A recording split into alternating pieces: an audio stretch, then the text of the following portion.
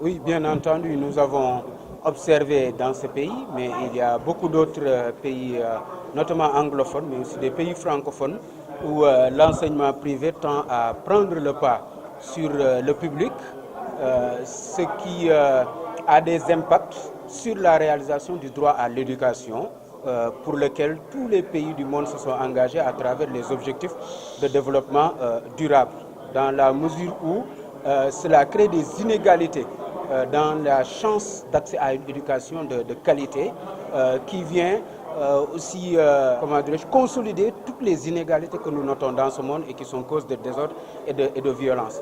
Mais en même temps, cela a un impact sur la qualité de l'éducation, puisque si on ne régule pas ce secteur, n'importe qui vient faire une offre éducative, mais en fait, on se rend compte que les gens, en fait, avec des coûts très élevés, ils vendent du vent en fait, à des parents qui pensent que par là, ils vont donner une chance à leurs enfants.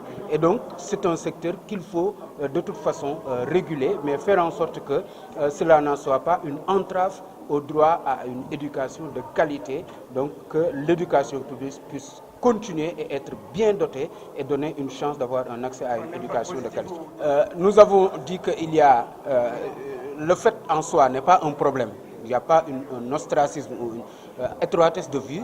Tous les acteurs doivent pouvoir contribuer à l'éducation. Et donc, si cela donne une chance à des personnes d'avoir accès à l'éducation, ça ne pose pas de problème. Maintenant, ce qui a été observé, c'est que de plus en plus, cela prend le pas sur la mise en œuvre du droit à l'éducation. Il y a une obligation scolaire au Sénégal, par exemple, et l'État doit s'engager à offrir une éducation publique de qualité à tous les parents.